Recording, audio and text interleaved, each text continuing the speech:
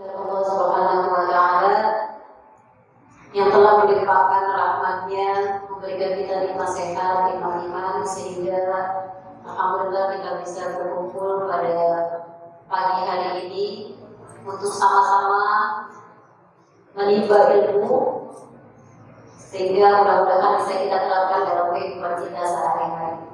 Salawat serta salam semoga selalu tercurah kepada kita, kepada baginda kita Nabi Muhammad sallallahu alaihi wasallam dan keluarga dan sahabatnya. Ibu-ibu sekalian, sebelumnya kami mengucapkan banyak terima kasih. Alhamdulillah, ketika acara ini mau dimulai, saya cukup bergembira. Kami bergembira karena alhamdulillah pengajian sebelumnya itu ada 15.000 orang hadir. Kalau sekarang insya Allah 50.000 insya Allah yang hadir ya. Alhamdulillah. Baik, untuk itu marilah kita buka acara ini dengan sama-sama baca basmalah. Bismillahirrahmanirrahim. Sebelum kita menyimak pelajaran kita dari kitab Fathul Mu'in melanjutkan yang sebelumnya, mari sama-sama kita baca surat Yasin. Berkatnya demikian, mudah-mudahan Allah sembuhkan siapapun yang sakit di antara kita. Semoga Allah angkat bencana bala dari diri kita semua. Semoga Allah melunasi orang-orang yang berhutang di antara kita. Dan semoga Allah mudahkan segala urusan-urusan kita. Semoga Allah mengangkat segala kemudahan di hati kita dan menggantinya dengan kebahagiaan. Semoga Allah menghapus sifat-sifat buruk kita dan menggantinya dengan sifat-sifat yang terpuji. Semoga Allah menyatukan dan memperbaiki kualitas umat Nabi Muhammad sallallahu alaihi wasallam, dan semoga kita bahagia di dunia dan akhirat dan dijauhkan dari siksa api neraka. Di barokah surat Yasin.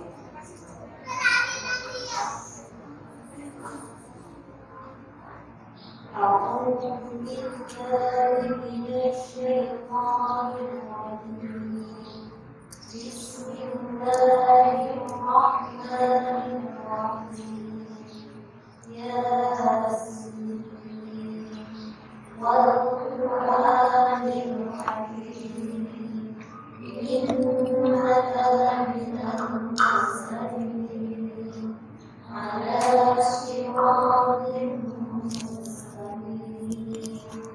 تنزيل العزيز الرحيم لتنذر قوما ما أنذر آباؤهم فهم غافلون لقد حق القول على أكثرهم فهم لا يؤمنون جعلنا في أعناقهم أغلالا فهي إلى الأذقان فهم مقمحون وجعلنا من بين أيديهم سدا ومن خلفهم سدا فأغشيناهم فهم لا يبصرون وسواء عليهم أأنذرتهم أم لم تنذرهم لا يؤمنون إنا ننذر من اتبع الذكر وخشي الرحمن بالغيب فبشره بمغفرة وأجر كريم إنا نحن نحيي الموتى ونكتب ما قدموا وآثارهم وكل شيء أحصيناه في إمام مبين.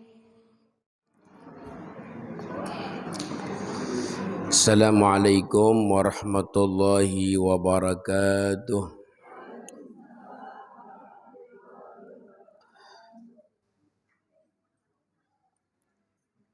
Bapak-bapak, ibu-ibu, para jamaah Majelis Fathul Mu'in. Sebelum kita awali kajian, mari sama-sama kita membaca surat Al-Fatihah dengan niat mudah-mudahan Allah memberikan manfaat besar kehadiran kita di tempat ini, dan seluruh hal-hal yang masih tertutup mudah-mudahan dibukakan oleh Allah Subhanahu wa taala dengan berkah surat Al-Fatihah. Ala niyatil futuh wal munuh war rusukh wa taubatan nasuh wa salahil jasad war ruh ila ruhi Rasulillah Muhammad ibn Abdullah sallallahu alaihi wasallam wa alihi wa ashabihi wa azwajihi wa dhurriyyatihi wa ahli baitihi summa ila ruhi al-imam Zainuddin al-Malaybari sahib Fathul Mu'in annallahu yu'li darajatihi fil jannah wa yu'id alaina barakatihi wa asrarihi wa anwarihi wa ulumi nafhati fi dinina wal akhirah wa li arwah walidina wa walidikum wa amwatina wa amwatikum wa amwatil muslimin ajma'in annallahu yataghashshahum birahmal maghfirah. Al-Fatihah. A'udzu billahi minasyaitonir rajim. Bismillahirrahmanirrahim. Alhamdulillahi rabbil alamin arrahmanir rahim maliki yaumiddin. Iyyaka na'budu wa iyyaka nasta'in ihdinas siratal mustaqim siratal ladzina an'amta 'alaihim ghairil maghdubi 'alaihim waladdallin amin. Bismillahirrahmanirrahim. Alhamdulillahirabbil alamin. Wassalatu wassalamu ala asyrafil mursalin sayyidina wa habibina wa syafi'ina wa maulana Muhammadin wa ala alihi wa sahbihi ajma'in, amma ba'du. Fa inna asdaqal hadithi kitabullah wa khairul hadiyi hadiyu sayyidina Muhammadin sallallahu alaihi wasallam wa syarrul umur muhdatsatuha wa kullu muhdatsatin bid'ah wa kullu bid'atin dhalalah wa kullu dhalalatin finnar. Wa fis sanadil muttasili ila al-imamil muallif rahimahullahu ta'ala wa adaman naf'a bihi wa bi ulumihi wa bikum fid dharain amin radhiyallahu an. Wasabi'uha sujudu marrataini kulla rak'atin ala ghairi mahmulin lahu wa in taharraka biharakatih walau nahwa saririn yataharraku biharakatih li'annahu laysa bimahmulin lah fala yadurru sujud alaihi kama idza saja'ada ala mahmulin lam yataharrak biharakatih katarfin min ridaihi at-tawil wa kharaja biqauli ala ghairi mahmulin lah ma law sajada ala mahmulin yataharraku biharakatih katarafi min imamatih fala yasihu fa in sajada alaihi batalat salatu in ta'ammada wa alima tahrimahu wa illa a'ada sujud wa yasihu ala yadi ghairihi wa ala nahwi min dilin biyadihi li'annahu fi hukmil munfasil walau sajada ala syai'in faltasaqa bi jabhatihi sahha wa wajaba izalatu lis-sujudi atsani. Yang sama kita muliakan dan kita cintai al-mukarram wal muhtaram Bapak Kiai Haji Wiono beserta seluruh pengurus pesantren, sekolah, yayasan Subono Mantopani. Mudah-mudahan guru-guru kita semua diberkahi Allah Subhanahu wa taala. Juga yang sama kita hormati Ibu Syarifah Laila Al-Masyhur sebagai pembawa acara kajian bulanan Fathul Mu'in, ibu-ibu, para wali murid, para hadirat, semua yang ikut serta dalam pekajian pagi ini, mudah-mudahan semua kita diberikan keberkahan oleh Allah Subhanahu wa taala. Dan kita termasuk orang-orang yang mendapatkan doa dari Nabi Muhammad sallallahu alaihi wasallam, Nabi berdoa, Allahumma barik li ummati fi bukuriha. Ya Allah, berikanlah keberkahan kepada umatku di pagi harinya. Nah, ini tanda hari yang berkah untuk kita karena kita berada di majlis ilmu, majlis idola Nabi Muhammad sallallahu alaihi wasallam. Ketika Nabi pernah masuk ke satu masjid, di masjid itu ada dua kumpulan, majlis zikir dan majlis ilmu. Nabi katakan kilahuma ala khairin, kedua-duanya bagus. Majlis zikir bagus, majlis ilmu bagus. Dua-duanya bagus. Tapi di antara yang bagus dalam keduanya itu, Nabi mengatakan wa innama bu'istu mualliman, dan sungguh aku diutus sebagai muallim, sebagai pengajar. Maka Nabi duduk di majlis ilmu. Itulah antara dua perkara yang menjadi pilihan Nabi. Ternyata yang diidolakan adalah majlis ilmu. Mudah-mudahan dengan ilmu yang kita miliki, ilmu yang kita pelajari, menambah semangat kita untuk berzikir kepada Allah Subhanahu wa taala. Amin. Ibu bapak yang berbahagia, pada pertemuan yang lalu kita masih membahas tentang hakikat sholat dalam syar'an, ya, dalam agama. Dalam agama ini apa sih yang namanya sholat? Jadi sholat itu kan ada menurut istilah lughatan, ya, bahasa saja. Kalau sholat diartikan secara bahasa namanya doa. Setiap orang berdoa itu bahasa Arabnya namanya sholat, ya. Tapi kalau sholat yang dimaksud dalam istilah agama kita, syariat kita, oh sholat itu adalah aqwalun wa af'alun. Ada ucapan-ucapan yang wajib dibaca, perbuatan-perbuatan yang wajib kita lakukan, yang muftatahatun bitakbir wa muhtatamatun bitaslim, diawali dengan takbir Allahu Akbar, ditutup dengan salam Assalamualaikum warahmatullah. Itu di dalam, ya, sholat ada ucapan, ada perbuatan, dibuka dengan takbir, ditutup dengan salam. Itulah sholat yang dimaksud oleh Allah dan Rasulnya, yang setiap kita lakukan 5 waktu sehari semalam. Itulah sholat yang dikehendaki dalam syariat. Nah, ini sholat ini terbagi berbagai macam masalah. Ada yang namanya disebut rukun. Ya, rukun itu inti sholat. Tanpa inti itu maka orang nggak bisa dikatakan sholat. Nah, rukun sholat yang kemarin ada 17, satu hilang, nggak jadi sholatnya, ya. Apalagi sampai 2 sampai 3 hilang. Makanya mesti kita mengenal itu inti-inti sholat, rukun namanya, rukun sholat apa saja. Nah, pada kajian yang bulan lalu kita sudah membahas tentang rukun sholat yang, ya, 5, ya, yang 6, ya. Yang pertama adalah takbiratul ihram disertai dengan niat. Itu dua-duanya rukun.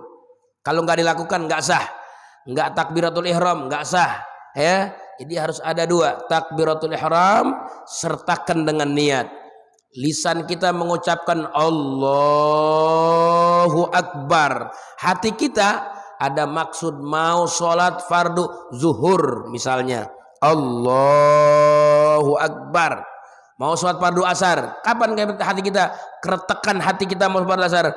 Ketika mengucapkan Allahu Akbar. 2, ya, 1 niat, 2 takbiratul ihram. Ini dua-duanya bareng, ya, dengan segala macam-macam syarat yang di dalamnya. Dan perlu saya ingatkan ibu-ibu bahwa takbiratul ihram kalimatnya adalah Allahu Akbar, nggak boleh diganti-ganti, nggak boleh dibalik. Akbarullah juga nggak boleh ada tambahan huruf, misalnya pakai waw, Allahu Akbar misalnya, ya. Nah, dan seterusnya.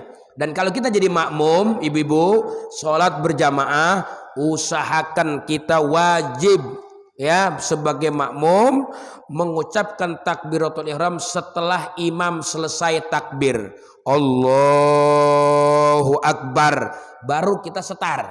Tapi kalau imam masih Allah, kita tahan, ya, jangan mulain dulu. Sebelum imam pasti bar. Bab kalau imam baru Allah, kita ngikut di belakang Allah, itu nggak sah sholat kita, karena kita barengin imam. Jangankan barengin Allahnya, barengin barnya saja kita batal. Misalnya imam bar kita Allah, begitu. Allah imam bar belum habis, belum selesai. Jadi pastikan dulu ro-nya selesai. Bar, nah baru kita mulai, ya. Itu untuk meraih takbiratul ula bersama imam. Takbir pertama bersama imam syaratnya setelah selesai takbir imam baru kita mulain. Berapa lama tuh memperoleh takbir ula? Karena bonusnya besar itu. Takbir pertama bersama imam sampai imam membaca surat Al-Fatihah. Jadi selama imam diam dalam membaca doa iftitah dia dengan suara yang pelan, itu jeda waktunya masih lumayan untuk meraih takbiratul ula bersama imam, ya. Allahu Akbar. Imam baca Allahu Akbar kabira alhamdulillah. Itu di kita di belakang baru Allahu Akbar. Satu, ya. Takbiratul ihram disertai dengan niat. Yang ketiga kemarin, ya, apa itu? Berdiri bagi yang kuasa, berdiri bagi yang mampu. Kalau mampu berdiri maka wajib sholat berdiri yang 5 waktu. Kalau sholat sunnah boleh, ya, duduk. Bahkan kadang-kadang kita perlu juga itu sholat sunnah duduk, ya, untuk ngamalin ilmu. Jadi kita pernah dengar ada sholat sunnah boleh sambil duduk gitu, ya. Seumur hidup sholatnya diri terus, nggak apa-apa. Sesekali kita laksanain sholat sunnah sambil duduk. Kenapa? Karena kita juga mau ngamalin ilmu. Karena sholat sunnah boleh dilakukan dalam keadaan duduk. Maka duduk ketika ada niat mau mengamalkan ilmu lebih baik daripada sholat sunnah dalam keadaan berdiri. Nah, ini yang dimaksud berdiri di sini. Rukun sholat berdiri hanya berlaku pada sholat yang fardu, sholat wajib kalau masih berdiri. Tapi kalau berdirinya lama saya nggak kuat. Kalau sebentar saya kuat. Lama gimana? Ya, misalnya baca suratnya panjang. Ya udah, kita baca Fatihah aja. Yang penting mempertahankan berdiri. Nggak usah baca surat, langsung kita ruku saja. Atau kalau mau boleh kita turun ruku baca surat, ya. Nanti misalnya kita jadi makmum, pas Fatihah kita berdiri, begitu imam baca surat panjang kita duduk, gitu ya. Nah, seperti itu, ya, untuk mempertahankan berdiri. Yang keempat adalah setelah berdiri yaitu membaca Fatihah, rukun sholat. Makanya Fatihah disebut dengan sebutan sab'ul mathani, 7 ayat yang diulang-ulang.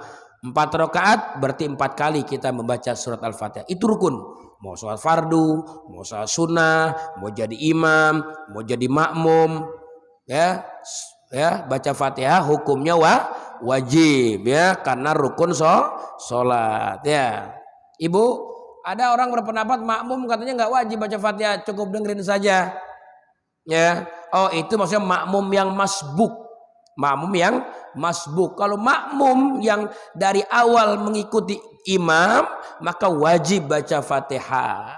Tapi kalau makmum yang datang terbelakang, begitu dia sampai masjid, masuk musola, dia takbir Allahu Akbar, imam di depan langsung takbir, ruku Allahu Akbar.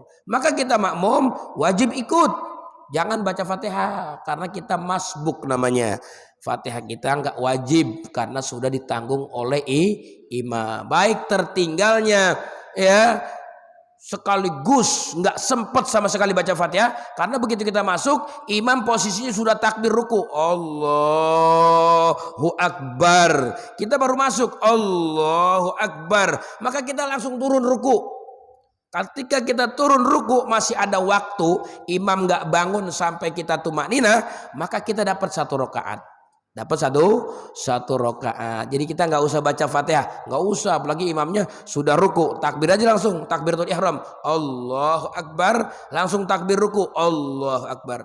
Tumakninah kita bersama imam, artinya imam belum bangun ketika kita turun ruku sampai kita dapat tumakninah, maka ketika imam sami Allahu liman hamidah, nah kita bangun, maka kita dapat 1 rakaat. Itulah yang dikategorikan makmum masbuk yang tidak wajib baca Fatihah.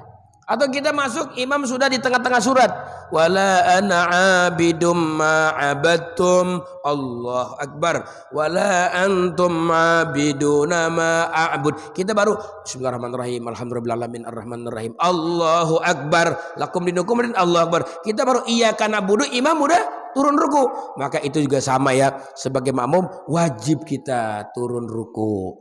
Nggak usah terusin Fatihah kita karena statusnya masbuk, tidak ada peluang untuk menghatamkan Fatihah, maka Fatihah kita ditanggung oleh imam gitu ya kalau sholatnya berjamaah. 4 ya.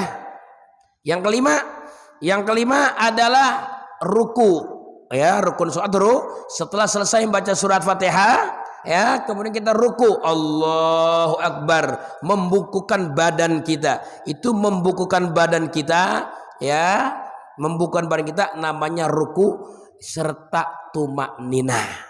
Jadi ada apa? Jadi takbiratul ihram, niat takbiratul ihram, berdiri, baca Fatihah, ruku serta tumak ninah.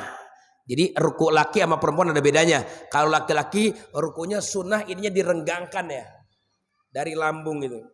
Kalau ruku laki-laki. Kalau ruku perempuan sunnahnya dirapetin ininya, dirapetin ke lambungnya itu apa namanya? Ini lengan ya. Lengan ininya dirapetin, itu sunnahnya seperti itu ya. Kalau laki-laki sunnahnya dibuka, kalau perempuan pas ruku sunnahnya ditutup. Itu perbedaan laki dengan perempuan gitu. Nah sekarang kita lanjutkan pada rukun yang ketujuh. Bismillahirrahmanirrahim. Wasabi'uha sujudu marrataini. Yang ketujuh rukun sholat adalah sujudu marrataini, sujudun marrataini, sujud 2 kali. Tiap-tiap rokaat sujudnya 2. Semua rukun sholat dikerjakan satu-satu ibu. Semua satu-satu aja. Kecuali ini aja nih, sujud. Sujud 2 kali. Kenapa sujud harus 2 kali? Alasannya apa? Oh banyak ya, ulama banyak mengomentari kenapa sujud 2 kali. Satu, ada yang beralasan katanya sujud ini tempat posisi yang paling mulia seorang hamba di hadapan Allah. Jadi seorang hamba nih di hadapan Allah yang paling mulia adalah ketika dia sedang sujud, sedang merendahkan dirinya di hadapan Allah Ta'ala. Dia sebagai hamba yang hina, hamba pendosa, hamba banyak kekurangan. Dia buktikan kekurangannya, kehinaannya di hadapan Allah dengan sujud. Maka sujud ablaghu fit tawadu', sangat ya berdampak besar di dalam menunjukkan ketawaduannya, kerendahan dirinya di hadapan Allah. Makanya sujud 2 kali. Dan dikatakan juga sujud 2 kali karena gantiin sujudnya iblis.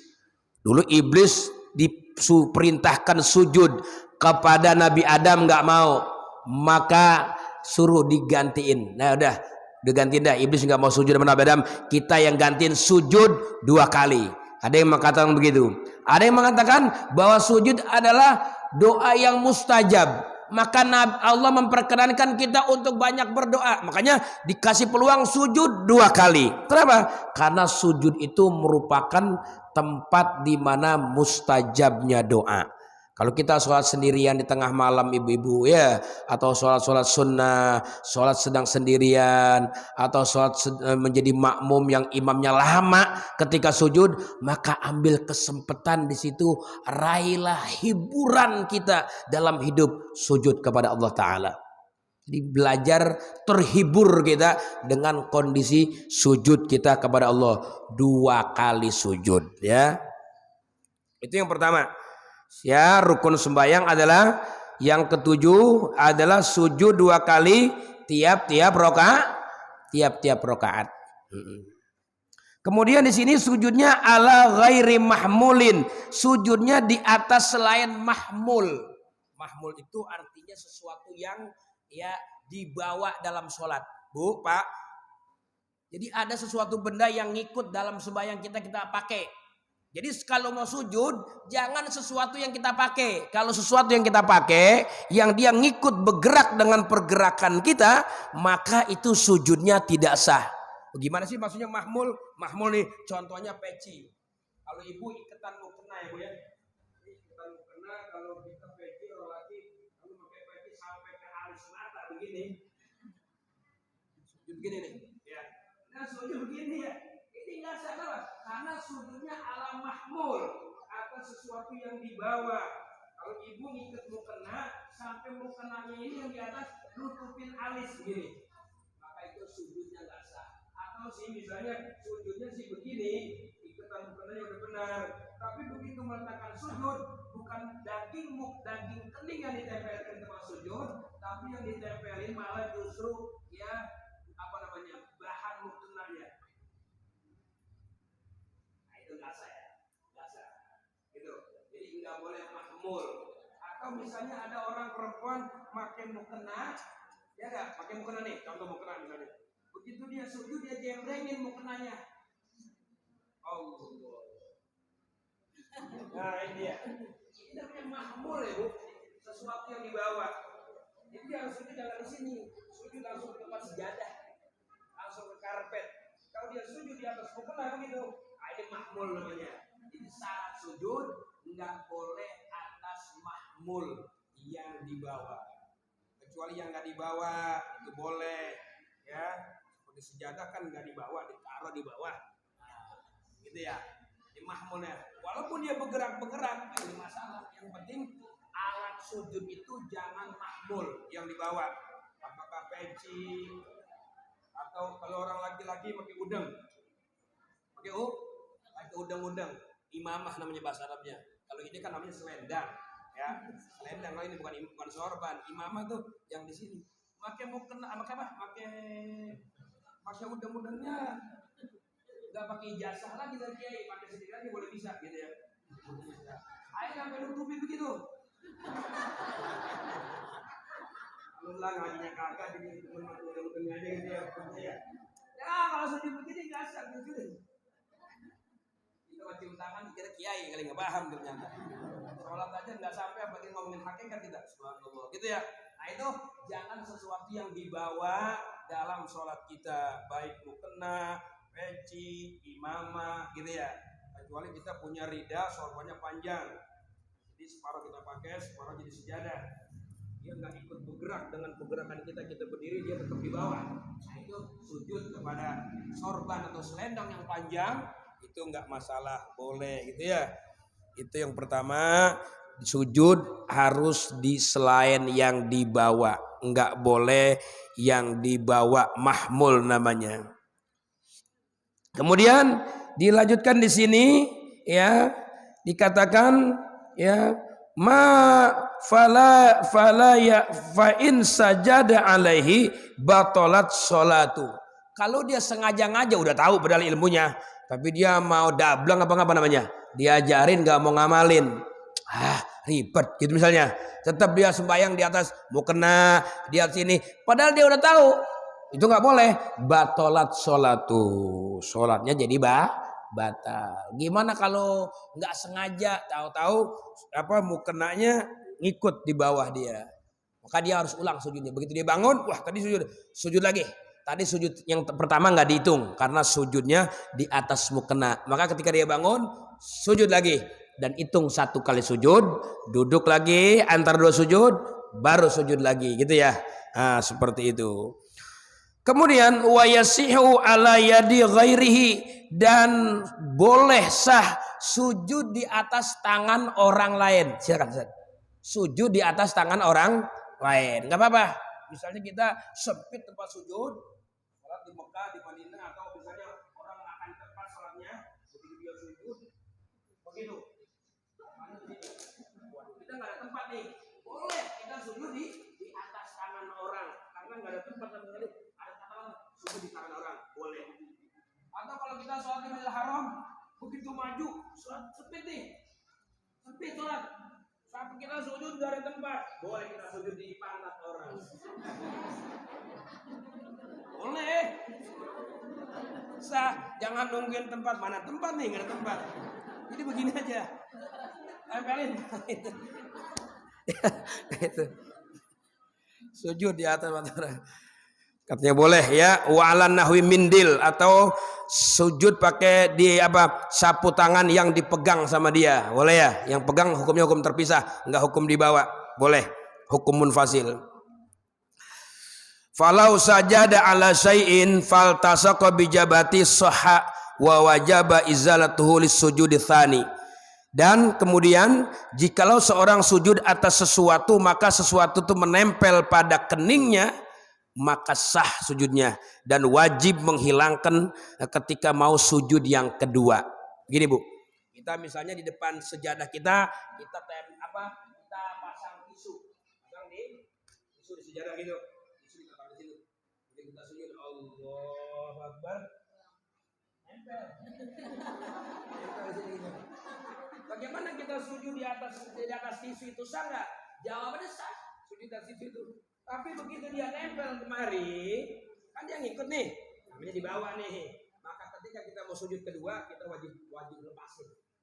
Nah, kita ambil ya, jangan kita tampil sini, diem aja gini. Nggak sah itu ya, nggak sah itu. Kemudian sujud itu ma'atan kisin. Nah, di sini katakan redaksi kitab Fathul Mu'in, wajib sujud ma'a tankisin serta tankis ya. Apa itu tankis? Kalau bahasa ya, kalau bahasa Betawinya tankis itu nonggeng, Ibu. Ibu coba guru bahasa Indonesia ada yang bisa ngertiin nggak? Tankis itu kalau bahasa Betawinya nonggeng, kalau bahasa Indonesianya apa itu? Nungging, sama aja ya. Nungging ya, artinya nungging bagian atas ke bawah, bagian bawah ke atas. Itu sujud. Jadi nih, kita dalam postur tubuh kita ini ada bagian atas, kepala ini sampai perut itu bagian atas. Dari perut ke bawah, bagian bawah. Ketika sujud, nah diputer dia. Diputer itu. Yang bagian atas, kepala harus turun ke bawah sampai ke perut. Pantat kita harus naik. Gitu. Jadi kalau ada yang sujud rata aja pantat sama badan sama kepala sama aja gitu. Nah, nggak sah sujudnya. Kalau sujud itu harus tankis ya, harus menungging dia kepalanya gitu. Jadi gambarnya begitu. Kepala nih, pantatnya naik, seperti itu ya. Sujud itu serta tankis, maksudnya menungging bi antar tafi'a ajizatu, bahwa dia angkat bagian bawah ya. Pantatnya tuh wa mahaulau dan seputarnya ala roksi, di atas kepala. Jadi kepala di bawah, pundak di bawah ya. Kemudian ya bagian pantatnya ke atas naik. Kenapa begitu? Alasannya lil ittiba. Murni semata-mata ikut Nabi Muhammad sallallahu alaihi. Jadi dalam kitab Fathul Mu'in ini banyak kata-kata ittiba.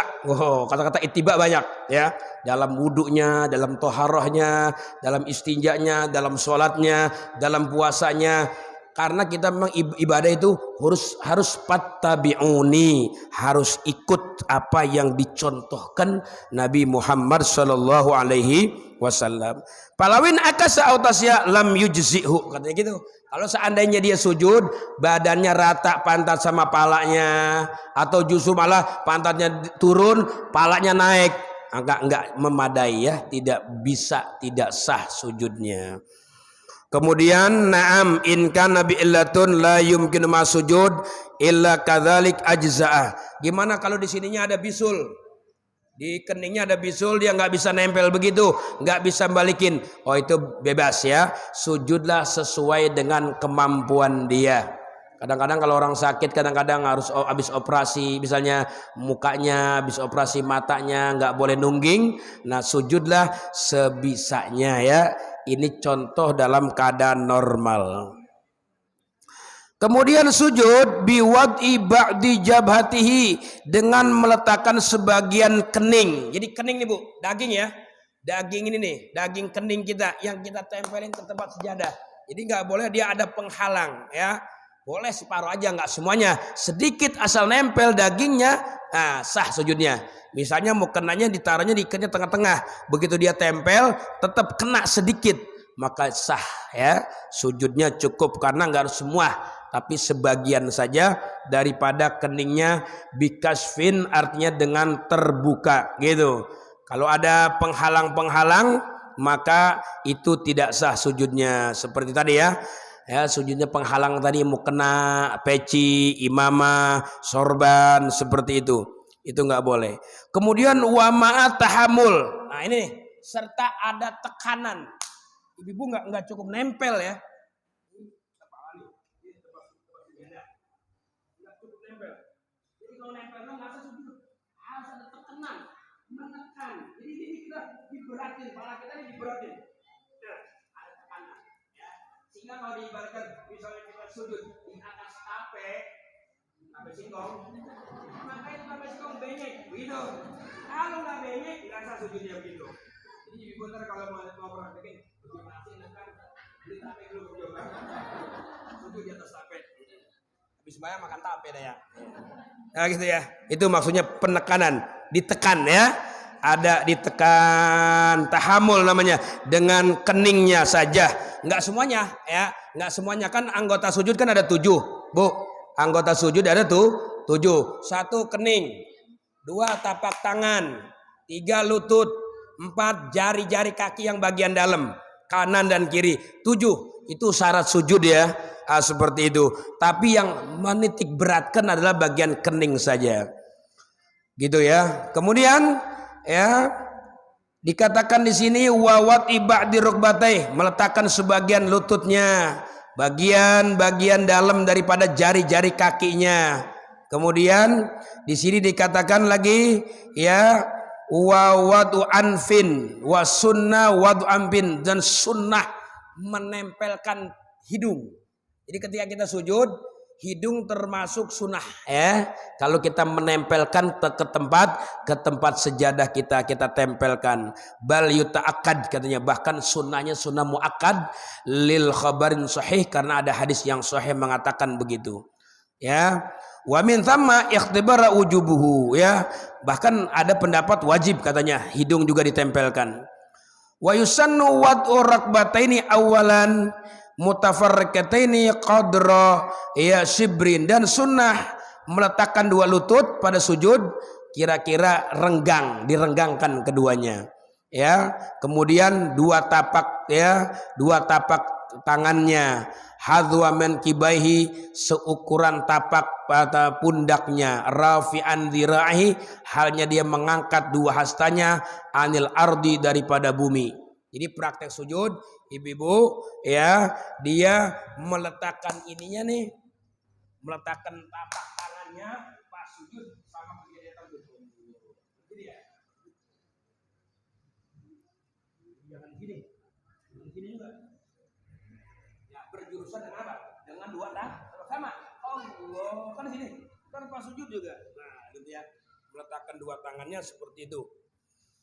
Kemudian dikatakan di sini ya kemudian dikatakan nasiran asabiah, dia merenggangkan jari-jari tangannya ya, direnggangkan madmumatan lil kiblat, hanya dikumpulkan menuju arah kiblat. Ini nih jari-jari kita menuju arah kiblat itu.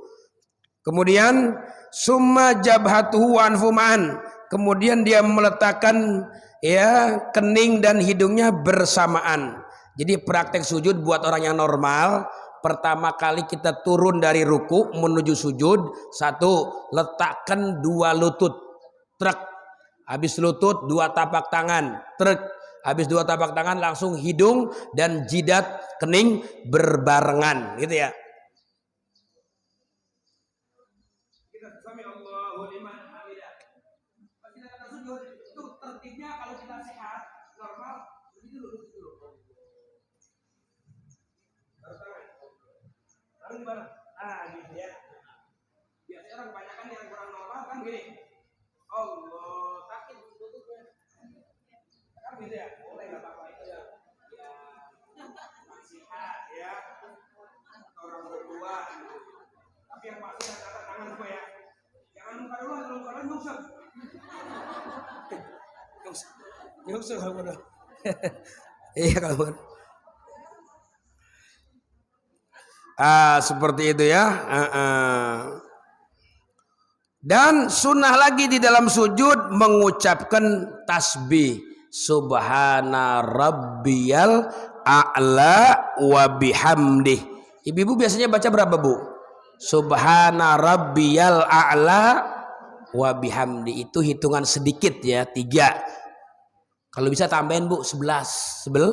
Kalau sholatnya sendirian. Kalau jadi imam jangan dibalik. Kalau imam 11, jadi makmum 3, ngebut lagi. Jangan ya. Jadi kalau kita ada waktu senggang, luas, enggak mepet waktunya, tasbih yang 3 ditambahinlah 5, 7, 9 sampai dengan 11 ya, 3 kali itu ngucapnya minimal subhana rabbiyal a'la wa bihamdih. Atau bisa juga di situ tambahkan ya doa-doa sujud ibu banyak ya, diantaranya mengucapkan subhanakallahumma rabbana wa bihamdika allahumma gfirli. Ada lagi Allahumma laka sajadtu wa bika amantu wa laka aslamtu sajada waji lilladzi khalaqahu wa sawwarahu wa syaqqa sam'ahu wa basarahu bihauli wa quwwatihi ya fatabarakallahu ahsanul khaliqin. Atau membaca tasbih yang di witir itu ya subhanal malikil kudus kita tambahin. Atau kita doa yang kita karang-karang boleh, yang penting pakai bahasa Arab. Allahumma inni as'aluka ilman nafi'a wa amalan mutaqabbala wa nas'aluka rizqan halalan wa nas'aluka al-istiqamah wa nas'aluka husnul khatimah wa nas'aluka ziarah Makkah wa Madinah. Apa aja kita baca ya, karena sujud itu doa mustajab ya. Bahkan di sini katanya disunahkan yaitu memperlama ya, melamakan sujud dan memperbanyak doa, karena sujud lebih afdol daripada ruku. Makanya kalau bisa waktunya jangkanya lebih lama ya sujud daripada ruku. Jadi itu ibu ya rukun sholat kita pada pagi hari ini. Kita pelajaran yaitu tentang rukun sholat, sujud serta tumakninah ya, serta adanya tumakninah. Sujud ini ibu kalau bisa memang kita banyakin ya, jangan batasin cuman sholat fardu saja, tapi banyakin sholat sunnah. Kenapa? Karena kerjaan sujud ini bisa menghantarkan kita untuk berdamping dengan Nabi Muhammad Sallallahu Alaihi. Ada cerita ibu, ada cerita dulu ada salah seorang sahabat namanya Rabi'ah bin Ka'ab. Jadi ini Rabi'ah bin Ka'ab tim hidmat. Jadi orang kalau pengen mulia memang kudu hidmat sama orang-orang besar ya. Nah, ini Rabi'ah bin Ka'ab kerjaannya khidmat. Apa sih khidmat? Melayani ya, melayani Nabi Muhammad Sallallahu Alaihi. Cara kita mah marbot, tim pembantu orang soleh, tim pembantu ya orang-orang mulia, termasuk tim pembantu Nabi Muhammad. Para sahabat-sahabat banyak. Nabi itu kan setiap malam rumahnya dirondain nama sahabat. Banyak sahabat jagain rumah Nabi karena Nabi memang kehidupannya terancam, mau ditangkap, mau dibunuh. Makanya sahabat-sahabat tiap malam ya berjaga-jaga di rumah Nabi. Begitu turun ayat wallahu ya'simuka minan nas, Allah yang melindungimu dari kejahatan manusia. Turun itu ayat, kemudian Nabi buka jendela, Nabi perintahkan sahabat-sahabat semuanya pulang. Malam ini udah ada ya pernyataan Allah lindungi saya, Allah amanin saya dari kejahatan manusia, nggak akan sampai karena Allah yang jagain secara khusus. Udah ada sahabat bubar, pulang sahabat. Begitu malam hari Nabi Muhammad buka jendela, lihat halaman rumahnya masih ada satu orang yang nggak pulang. Begitu dipanggil sama Nabi pulang ta'al, begitu mendekat ternyata Rabi'ah. Wah Rabi'ah, kenapa kamu nggak pulang? Iya saya nggak pulang lah, biarin saya standby aja. Takut-takut Nabi pengen punya hajat, kebutuhan, nggak ada yang disuruh-suruh. Ya saya standby dah, saya siap disuruh cari air atau suruh nemenin Nabi kalau mau jalan malam gitu. Perlu teman buat jalan malam, saya siap nemenin. Makanya saya standby aja. Mau disuruh nggak disuruh, saya siap-siap aja. Nabi lihat perhatian sahabat seperti itu. Nabi katakan, wahai Rabi'ah, kamu ini perhatian banget sama saya. Kira-kira apa yang kamu mau hajat, yang kamu mau minta, biar saya yang mintain kepada Allah, biar kamu dapat hajatmu. Masya Allah. Sampai ditawarin bu, coba kita bayangin bu, kalau kita lagi di rumah, lagi sholat kah, lagi zikir kah, lagi sholawat kah, tiba-tiba di depan kita ada Nabi nawarin, bu mau punya apa bu? Kira-kira kita kalau ditawarin begitu bisa aja bu, kalau karunia Nabi Muhammad itu jangan kata ya nggak bisa udah meninggal, bisa. Nabi Muhammad muncul, tiba-tiba muncul di depan kita. Terus Nabi nawarin, bu itu lagi zikiran, iya, lagi doa, iya. Ya udah, sekarang ibu mau minta apa? Saya bakal mintain nama Allah. Kira-kira ibu minta apa tuh bu? Bu, misalnya nggak apa-apa kan berhayal yang tinggi, jangan tanggung-tanggung. Berhayal di depan kita, tiba-tiba Nabi Muhammad nawarin, ibu mau apa? Ntar saya yang mintain nama Allah. Kira-kira ibu-ibu maunya apa bu? Macam-macam ya. Oh saya mau mobil Pak Ustadz, saya mau rumah, saya mau, Pak kita macam-macam dah kemauan kita ya. Iya. Tapi ini sahabat Nabi ketika kamu mau apa? Nggak langsung dijawab. Ya Rasulullah, saya pikir-pikir dulu. Ya saya pikir-pikir dulu, besok saya jawab. Ya udah besok jawab. Begitu besok pagi ketemu Nabi, kamu minta apa? Dia pikirin, saya kalau mau minta dunia nih sama isi-isinya, saya yakin bakal dikasih sama Allah. Kalau kamu yang mintain, saya minta dunia sama isinya bakal dikasih. Cuma saya pikirin di dunia sama isinya bakal kiamat, hilang semua, sirna semua, hancur semua. Nggak dah, saya nggak mau minta dunia sama isi-isinya nih, yang apa aja saya nggak mau. Jadi kamu minta apa kata Nabi? Saya mau minta bersama kamu di sorga. Masya Allah, murafaqah. Banyak saya pengen bareng kamu, satu klaster, satu komplek bersama kamu di sorga. Awa ghaira dzalik kata Nabi, enggak ada lagi yang lainnya. Enggak, itu aja dah permintaan saya tuh, pengen bareng Nabi sampai sorga. Apa kata Nabi? Fa'inni ala kasratis sujud. Bantu saya banyakin sujud kepada Allah agar hajatmu, keinginan kamu terwujud besok di hari kiamat, masuk surga bersama saya. Banyakin sujud. Ini artinya hadis mengajarkan bagaimana orang yang waktu hidup di dunianya banyak sujud kepada Allah, semakin dekat posisinya di surga bersama Nabi Muhammad sallallahu alaihi wasallam. Itu ya, rukun salat yang nomor ketujuh adalah dengan sujud beserta tumakninah.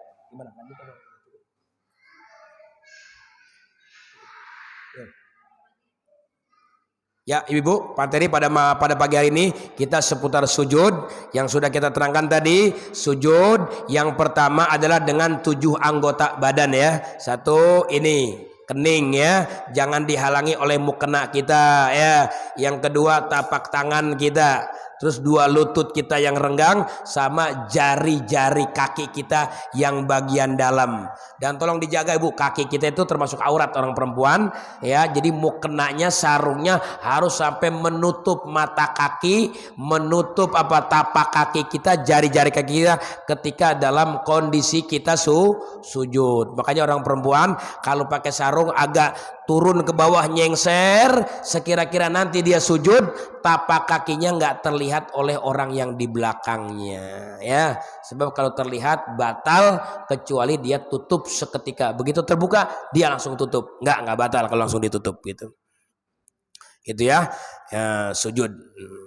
Dan jangan lupa tumakninah. Untuk meraih tumakninah cukup membaca tasbih minimal 3 kali. Subhana rabbiyal a'la wa bihamdi. Subhana rabbiyal a'la wa bihamdi. Subhana rabbiyal a'la wa bihamdi. Gitu. Sekian. Assalamualaikum warahmatullahi wabarakatuh. Waalaikumsalam warahmatullahi wabarakatuh. Alhamdulillah 45 menit sudah berlalu dan pembahasan kita pada pertemuan kali ini adalah hanya satu nomor ya, satu nomor yaitu tentang sujud. Alhamdulillah. Baik, sekarang adalah sesi tanya jawab. Untuk itu kami persilakan kepada para ibu yang ingin bertanya. Silakan ibu. Adakah yang ditanyakan? Berarti paham semua ya. Ada bu? Gak usah malu-malu bu, gak apa-apa. Ya, pertanyaan bebas ya, nggak harus sujud aja. Nanya bebas ibu. Apa saja yang berkaitan dengan agama silahkan. Tidak harus tentang sujud tadi juga tidak apa-apa. Ada bu? Ya silakan ibu. Silakan bu. Ya. Ya. Kalau kita sujud itu kan kalau kita mengenang balita itu suka tiba-tiba dengan itu. Jadi kalau makanya lagi nonton sih mungkin dia bisa pindah, tapi kalau sampai udah 15 menit apa boleh kita geser dikit bagi sujud atau kita yang geser Iya. terus kalau misalnya posisinya anaknya mundur mandi gitu itu gimana Mas? Iya. Boleh? Tanya lagi? Ya silakan, ada lagi Bu yang ingin bertanya? Ya silakan.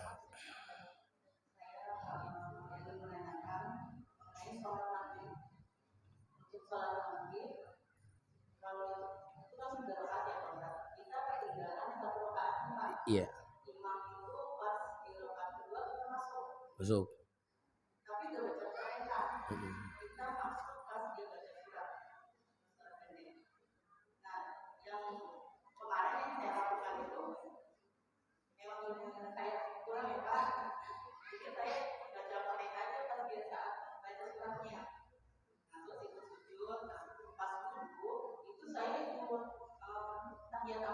Iya.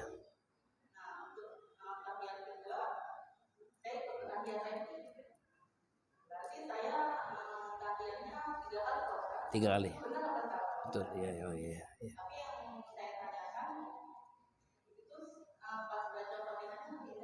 Iya. Dituntaskan. Fatihahnya ibu habisin ya? Habisin. Iya, Fatihahnya aja. Tapi keburu Fatihahnya keburu sampai imam ruku. Belum bangun lagi, gimana? Belum bangun. Oh ya. Iya. Oh iya. Nanti iya. Ya Bu, silakan.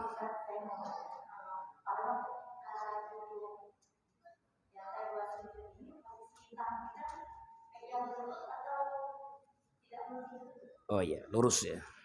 Iya. Assalamualaikum. Tentang posisi mau sujud ya.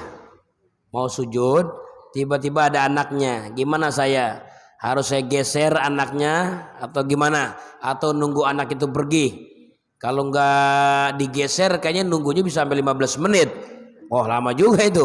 Nah, jadi boleh tadi kayak praktek tadi sujud ya, misalnya anaknya tiduran, nggak apa-apa, sujud di perut anak boleh ya, sujud di perut anak, atau misalnya agak maju sedikit, misalnya dari anak, atau mundur sedikit bisa ya, jadi bisa.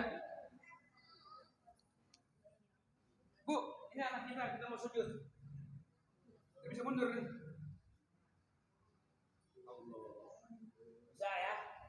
Musrik kan, ntar sujud sama anak musrik lagi. Enggak ya, enggak musrik ya. Jadi apapun yang di depan kita, makhluk enggak jadi masalah ya.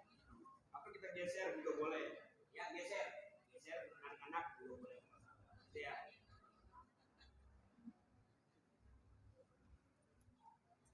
Itu saja ya, satu pertanyaan ya. Cuma masalah anak ya. Jadi boleh digeser ya, atau ibunya boleh mundur sedikit ya. Kalau kita tahu posisi anak kita sudah di tempat sujud, kita mundur sedikit ya untuk mencari tempat kita bisa sujud gitu. Boleh kanan kiri boleh, yang penting masih menghadap kiblat ya. Iya. Boleh, nggak apa-apa. Terus kedua, pertanyaan ibu yang kedua. Oh ya, tentang tahiyat ya. Yang jadi pertanyaan mungkin tahiyatnya Bu ya. Tahiyat. Ya, jadi tahiyatnya 3 kali, ya bener, nggak ada yang namanya tanpa tahiyat. Semuanya kalau sholat maghrib ketinggalan 1 rakaat itu ya, itu tahiyat semuanya. Rakaat pertama kita seharusnya bangun. Bangun, tapi karena kita jadi makmum, maka kita wajib ikut imam. Jadi kita baca tahiyat itu, tapi itu tahiyat awal buat imam, bukan tahiyat kita awal. Tahiyat awal kita tetap bentar pada tahiyat terakhir imam tahiyat terakhir, kita rakaat kedua berarti tahiyat awal gitu ya. Kemudian bangun lagi yang ketiga ya, imam salam kita bangun nambah 1 rakaat lagi, maka itulah baru tahiyat terakhir buat kita gitu ya. Jadi nggak masalah. Bahkan ibu-ibu ada gambaran itu Sholat maghrib tahiyatnya 4 kali ada. Ya kalau tadi kayak ibu gambarnya kan keburu baca Fatihah, ini nggak keburu. Begitu dia datang, ya rakaat kedua nih, rakaat kedua dia takbir Allahu Akbar. Imam udah sambil Allahu liman hamidah, rakaat kedua. Udah ada dia, tapi tidak lagi posisinya masa ruku. Begitu imam sujud, Allahu Akbar ikut. Nah, dia nggak itu gitu rakaat, tapi dia ikut tahiyat awalnya imam. Begitu dia ikut rakaat kedua, itu dia baru mulai 1 rakaat sama imam, tahiyat lagi. Begitu imam salam, dia bangun lagi nambahin 2 rakaat. Jadi tahiyatnya 4 kali tuh. Ya, kalau ketinggalan ruku bersama imam di rakaat kedua sholat maghrib seperti itu ya, tahiyatnya sampai 4 kali ya. Nggak masalah ya. Yang penting tadi yang diperhatikan ketika kita membaca Fatihah di belakang imam kita masih keburu ruku bersama imam gitu ya. Itu dapat 1 rakaat. Kalau nggak keburu ya, kalau nggak keburu gimana? Ya udah nggak usah dituntasin Fatihahnya, nggak usah, separuh aja langsung ikut ruku bersama imam. Kemudian yang ketiga. Ya ibu-ibu, posisi tangan kita pas duduk antara 2 sujud itu nggak lewat ya, jangan ngelewatin lutut, tapi lurus sejajar ya, sejajar antara lutut sama ujung-ujung jari kita sejajar ya. Nah, ini gini sunahnya, sejajarnya, jangan begini ya, begini sejajar, itu sunah aja. Ya, enggak sampai wajib. Nanti kita akan bahas pada rukun sholat yang berikutnya tentang sujud duduk antara dua sujud insyaallah ya, pada pertemuan bulan yang akan datang insyaallah. Sehat wa afiat. Masih ada yang ingin bertanya lagi, Ibu? Silakan. Assalamualaikum warahmatullahi wabarakatuh.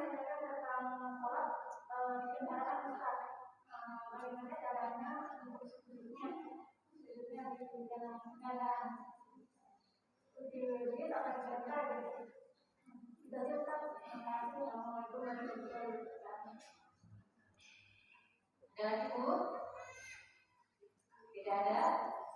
Jadi ada pertanyaan singkat Ustaz, mengenai tadi kan tambahan doa di dalam sujud itu, apakah itu hanya dilakukan di sujud terakhir saja atau di semua sujud kita boleh tambahkan dengan bahasa Arab ya? Iya. Kalau bahasa Indonesia bagaimana? Mama ada juga yang mau menambahkan tapi dengan bahasa Indonesia. Jadi ibu-ibu semua sujud ya, semua sujud sunnah kita memperbanyak berdoa, khususnya sujud terakhir. Kalau terakhir lebih tambahin lagi gitu ya. Terus kalau kita mau berdoa dengan bahasa Indonesia jangan dilafazkan ya, cukup di hati aja. Di hati kita ucapkan di hati tanpa melafazkan ya. Karena batal pakai bahasa Indonesia doa dalam sholat ya kalau diucapkan. Oh iya, gimana ibu-ibu? Ya sholat dalam kendaraan kan sujudnya di pesawat, di mobil, di kereta itu nggak bisa ya, nggak bisa secara normal gimana? Ya sebisanya aja, ya sebisanya pakai isyarat ya. Kita sholat di pesawat sambil duduk, di kereta, di mobil, ya sebisa yang kita mampu. Kalau sholat itu sholat fardu yang 5 waktu, maka nanti di mana kondisi kita sudah di rumah atau di tempat kita tujuan, sholat kita wajib diulang ya, wajib diulang. Jadi nggak cukup sholat di dalam pesawat. Itu sholat di pesawat sholat jaga-jaga aja. Namanya sholat menghormat waktu, jangan sampai waktu keluar tanpa diisi sholat gitu ya. Nanti kalau sholat itu udah kita laksanain di mobil atau di pesawat, misalnya ya, ini contoh. Kita terjadi kecelakaan, meninggal misalnya di pesawat kah, di kereta atau, maka kita nggak berdosa karena kita sudah menghormati sholat dengan yang kita mampu ya gitu. Tapi kalau begitu kita pulang selamat sehat, alhamdulillah sehat selamat, maka kalau ada waktu senggang ulangi sholat yang di pesawat ataupun sholat yang di mobil atau di kereta, karena tadi tidak mencukupi syaratnya untuk meletakkan ini di tempat kita kendaraan tadi gitu ya. Jadi khusus sholat 5 waktu wajib diulang gitu Bu. Baik, kita cukup ya Ibu ya. Mudah-mudahan bisa dipahami dan bisa kita terapkan di dalam ibadah kita dan mudah-mudahan menambah keimanan kita kepada Allah Subhanahu wa taala. Untuk itu kita mohon kepada Ustaz Syarifin untuk membimbing doa. Bismillahirrahmanirrahim. Alhamdulillah rabbil alamin. Allahumma salli wa sallim ala sayyidina Muhammad wa alihi wa sahbihi ajma'in. Allahumma inna nas'aluka ilman nafi'a wa amalan mutaqabbala wa rizqan halalan tayyiba. Allahumma kama jama'tana fi hadhihi dar ijma' lana ya Allah fi tilka dar bijahi sayyidil mukhtar ma'a nabiyina al-mustafa Muhammad sallallahu alaihi wasallam. Alif baina qulubina aslih data bainina wahdina subulas salam wa najjina minal fitan wal mihan ma dhahar minha wa ma batan birahmatik ya arhamar rahimin. Rabbana atina fid dunya hasanah wa fil akhirati hasanah wa qina adzabannar. Sallallahu alaihi wasallam Muhammadin wa alihi wasallam walhamdulillahi rabbil alamin. Wassalamualaikum warahmatullahi wabarakatuh. Waalaikumsalam warahmatullahi wabarakatuh.